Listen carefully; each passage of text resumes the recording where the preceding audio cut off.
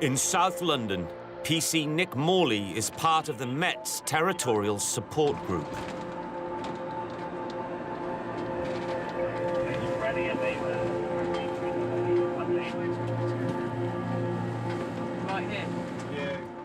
I am a TSG officer. We are public order specialists, so we would do the policing for all the marches and if there's a riot or something like that. We go around in bigger vehicles, carriers which can hold up to about 8 or 9 people. That's one aspect that I do enjoy, is that you're with a larger group of people, probably like-minded. Yeah, just get out there, those 2 of you, please, and the other 2 stay on, just in case. Yeah, that's fine. Turn the engine off and join me on the pavement, mate. We also do the bulk of the Met stop and search. Over here, please. This exact area, just stabbing up the road tonight. An inspector at the police station is giving us authority to search people, OK? Yeah. As a TSG, we get bid for by a borough who has a serious issue. And we go to those areas and we would look to stop and search people. The stabbing took place Brixton Hill junction with Holmwood Gardens. Yeah. We're going to stab you too. OK. 5:45. Well, tonight there's been a stabbing in the area we're going to. And because of that stabbing, a Section 60 has been authorised, which means that the police can stop and search individuals.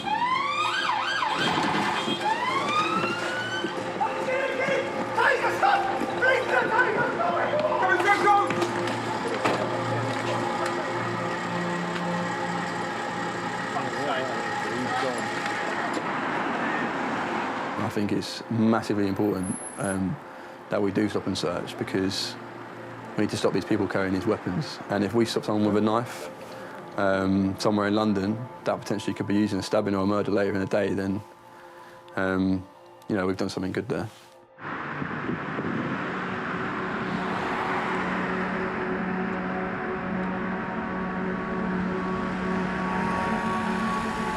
In Thornton Heath, we get a lot of gang crime. I actually used to live down there. There was a murder outside my house one day, and I woke up to there being a crime scene tape. So I do know the problems that they actually had down there, personally. And you can see it every day. There's robberies on the briefings. It's quite a challenging borough.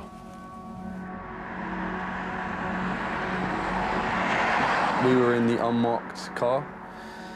So there was 4 of us in it. You had Emil and Sophie were the 2 passengers in the back of the car, and I was the front seat passenger. We were sat up just off of Green Lane, I believe, just watching cars go past just to see who was in them and what they were doing. And we noticed a Mercedes A-Class whiz past and go down a residential road that was 20 miles an hour, and he must have been driving in excess of, I'd say, 40, 50 miles an hour. He was flying down the road. We went after it, and we'd caught up to, and he'd pulled over and quite casually got out. What was that about? No reason, sorry. Huh? I asked him why he was speeding, and he said that there was a problem with his Tiptronic in the car. Now, I'm no car expert, so I had no clue what he was talking about. Huh? My car come up formatic, unavailable. So when I came out, I'm literally just going to my girlfriend's house at the end of the road, sorry. You've been a clown, mate. Yeah, I know. My apologies. Yeah? Have you arrested before? I literally just going to the end of the road there. I don't know why I've done that. And then when I see you come behind me, I just think, you know, what's this car coming? You gotta think that if there's a kid crossing the road there, I know it's late at night. Yeah, I know, man. But Jamie Williams, sorry. He's never been arrested before, but you know it's game over, mate. Yeah, no, my apologies. Sorry for that. Yeah? You got any idea on you at all? In my mind, this was just going to be a sort of a ticking off for a bit of speeding. Tell him to slow down, and that would be it. He'd be on his way.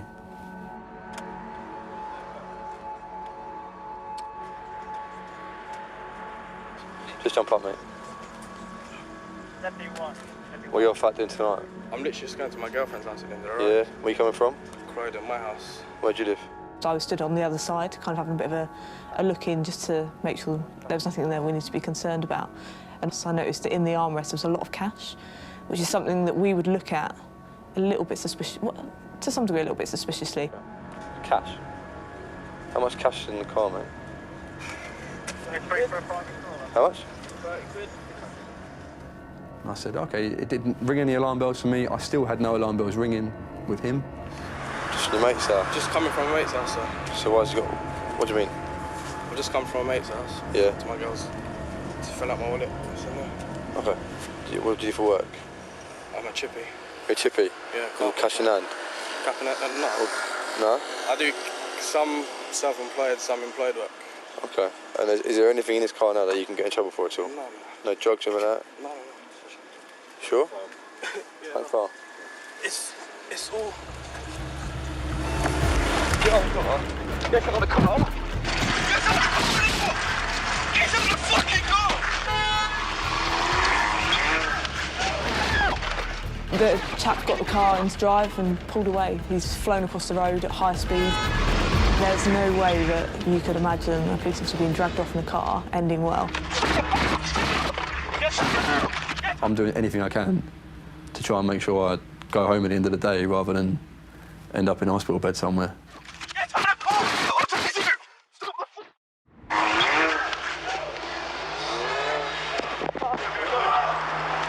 So the first time we went forward and we stopped pretty much, we probably travelled about 30 to 40 metres initially.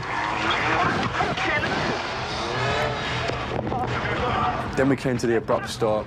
I don't know if it was him or me that pressed the brake. Well, I've tried to open the door. It's anything just to get the vehicle to stop. I managed to catch up to him and I just instantly got out my taser. Emil attempted to taser the male through the window. The new tasers we got have got 2 cartridges, so I shot him once and there was no effect. So I tried to do it again to increase the spread, but I think a couple of probes went in Nick this time, unfortunately for him. Unfortunately, one of the barbs went into the suspect and one went into my foot, so there was no circuit completed with the taser for it to work. Taser! Taser!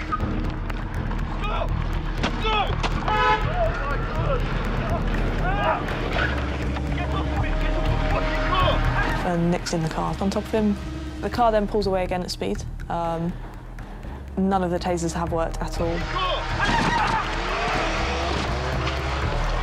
Yeah, you can see the door still open and you can just see Nick. I remember having quite a clear thought process of, if I don't jump out now, then I'm going to get seriously, seriously hurt. Nick's thrown himself out. He's rolled a number of times up the road.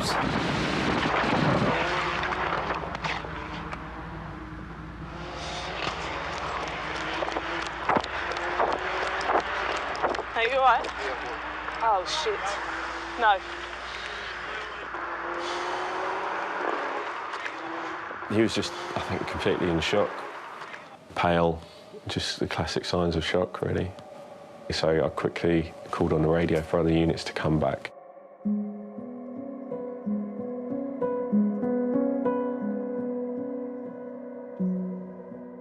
I went to hospital that night and I had a broken wrist and I had quite bad grazing on my right leg where it just had been tarmac burn from the fall.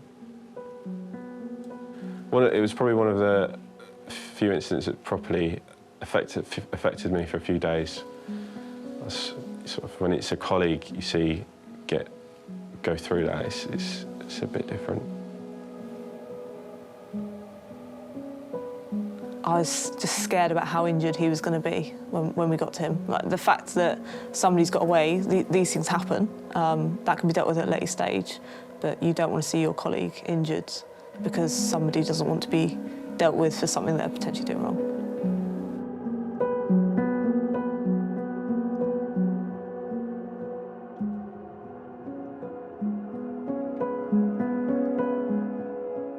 He went along the lines of he didn't know we were police officers because we were in plain clothes and he was scared, so he tried to get away when we stopped him with blue lights. Throughout the whole procedure, he showed no remorse to me. I sat in the courtroom, he didn't look at me.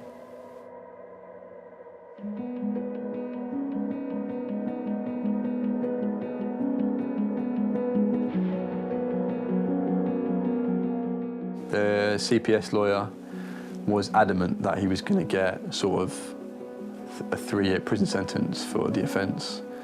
And at the start of the judge's closing speech, I was quite confident that was what was going to happen. He was saying how we need to protect our public servants, and this officer got injured in the line of duty. He was just trying to help people, doing the right thing, and then mentioned the character statement from the defendant's family, and at that point everything changed.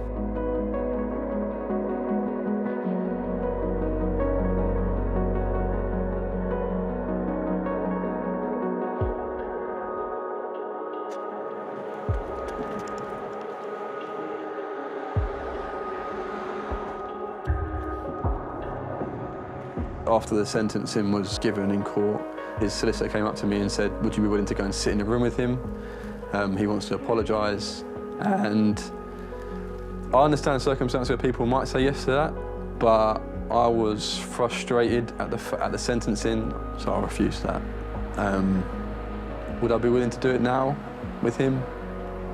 Probably not.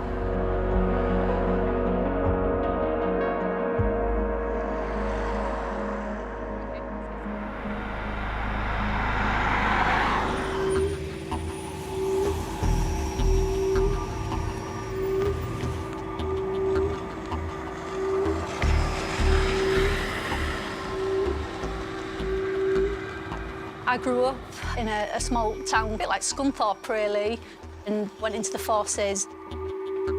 So, not in a cocky way, but I've been around, seen and done it, you know, and I thought coming into this job I was pretty worldly wide, really. Wow, no, I had no idea what I was letting myself in for. It's totally not what I thought it would be. Small pockets of the public, how they speak to you, there's no respect for the police. It was a massive eye-opener for me, real eye-opener. When I joined at 18, I didn't really have any expectations of how I would be viewed by the public or what people would think of me. Indeed. Me and Kaylee, we've been friends 7 or 8 years. We just fell together.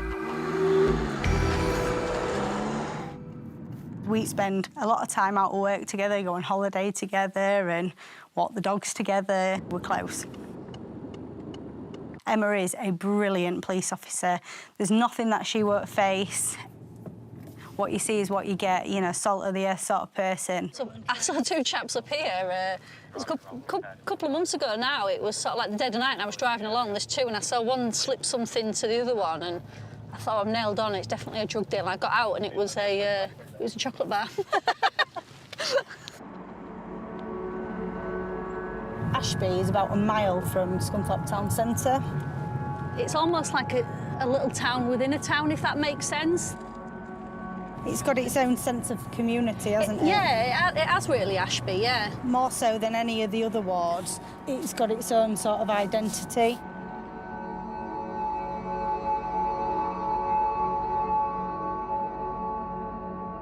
I've been in homicide now about 12.5 years. Before, I was a police community support officer for 10 years, covering the same area as Scunthorpe. I was double crewed with Emma that day in a van, and we got called to a job. And while we was in the area, we received a couple of calls on our radio to say, oh yeah, the male you're looking for is on a certain street in Ashby. The male has been seen with a machete. He's got a bit of wood and he's possibly had some nunchucks or some chains or something like that. The male was known to Emma. Yeah, it's him, yeah. XHBX31. Can you just get another unit to come down here, please? Emma got on the radio and just said, can another unit just start making the way down there? He's got a stick, mate, just be careful.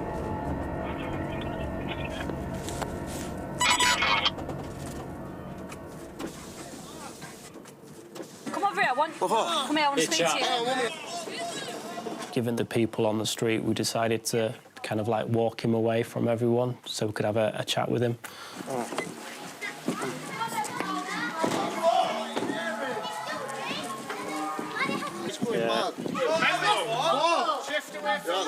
They were goading him a little bit, you know, scaring him almost. You know, the police are coming to take you away, you better start running, that kind of thing. I'm just taking you away from all this group, that's all. Yeah, All right, yeah, okay. lovely. Do you know what? We'd managed to take him away, you know, just so what we were doing and discussing with him was in private. We could take the weapons from him safely. Listen. Right, listen to me, listen. I'll give you this. Because you've got all this on, I'm listening to you. I'll take off. On you. No, lovely. All right. Lovely. Emma took the bit of wood off him, and I could clearly see something on his waistband, 2 bits of wood and a bit of chain. Go on, just go. Unfortunately, a group of the males decided to follow us. They was really goading him. I could hear people shouting for him to sort of like grab us. They were telling him to run. And it was at that point there I decided I needed to push my button. As soon as we literally physically put a hand on him, it just went off. Calm down. It was just carnage. I couldn't really give updates over the radio to let them know what was going on.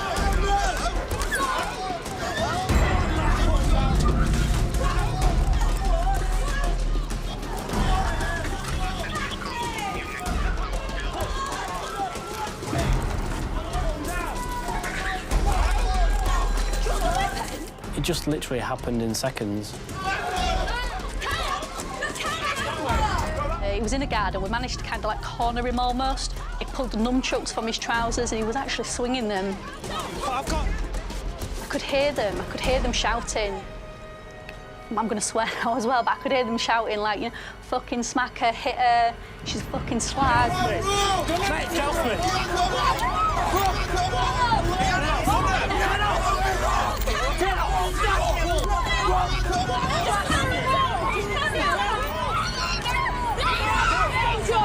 There must have been 5 or 6 people around us trying to pull the male away from me, just trying to stop us doing our job. We actually had hold of him then. We took him across the road. Get off me!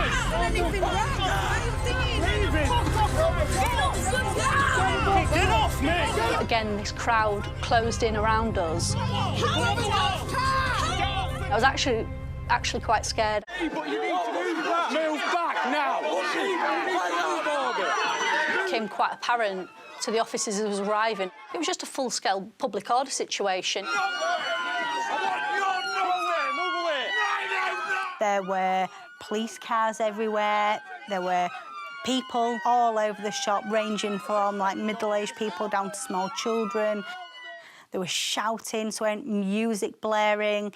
It was just chaos like I've never known. What the fuck are you doing? Why are you doing that to me? Move away! I've told you! Move away now! Move back! Move. Even the ones who was not necessarily involved in trying to stop us from arresting the male, I think they were just carried away in the moment. It was... That's all I could describe it as. I don't even know why they're so angry. Move back! Stop pushing it! Move away! Move away now! Don't fucking push me! Move away or you'll get lost. Move back! Hold this head. Back to the back, mate. Bring him forward.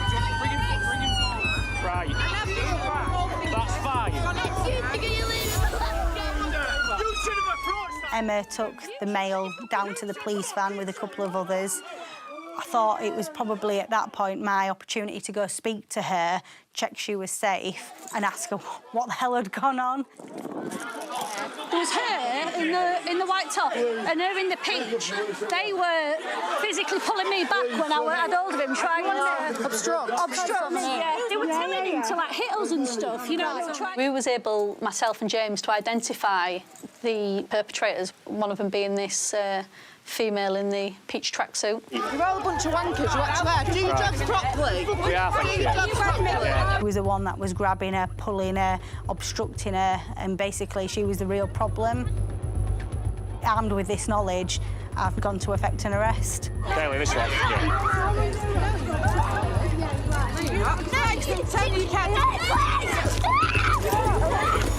She knew exactly what was coming, and as soon as I've put hands on her, she's then taken her a chance and pulled from my grip. She's much bigger than I am, and questioned me.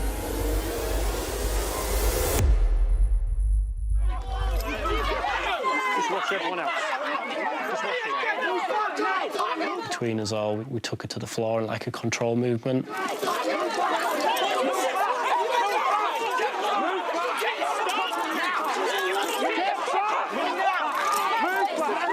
I had a few seconds of, you know, deer in the headlights, what's just gone on.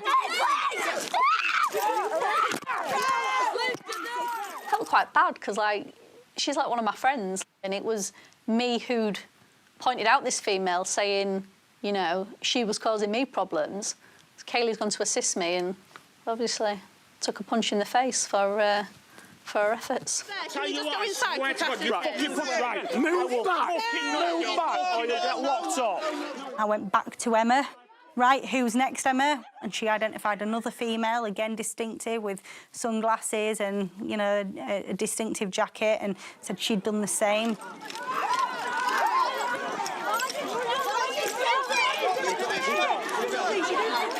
I still don't understand why they wanted to get involved and why they did.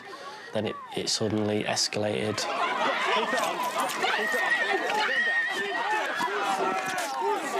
Keep it on.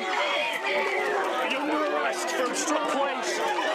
Once those two females have been arrested, it's all about trying to restore the peace, trying to get everybody calm again, you know, to reduce the noise and the arguments and everything else. Right, are you going to calm down? Yes, I'm calm. Right, OK. I'm calm. All right, I'm just have a look at his cuffs for me, I really am sorry. There were a lot of us, and it's then important to learn when to withdraw, because our mere presence can then aggravate people.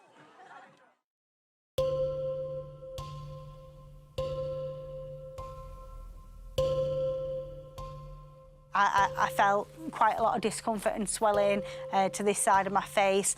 All that night, my neck was starting to seize up. You know, credit to her, it was a good punch. And yeah, it did cause quite a bit of discomfort for a couple of days.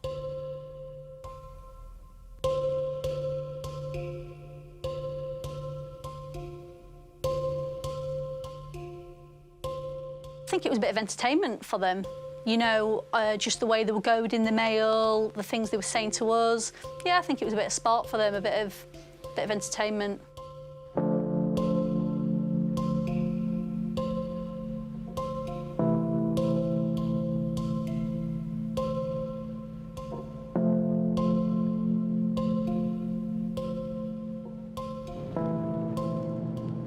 The sentencing for the female that assaulted Kaylee is a joke, ridiculous. What's £50? It's nothing, is it? It's not even about the money, the compensation. It's just they need to send out a clearer message. You can't just go around smacking police officers, paramedics, you know, emergency workers. You can't do it. It's not, you know, we were called there to do our job and it was just uncalled for. I think it's really important after an incident that we engage with the community again, because like I say, it's not all of that street. Not everybody was out for blood, not everybody hates the police. You know, there's some really nice, honest, decent people down there. I think it's so important that we build those bridges and let them know that we are still here for them.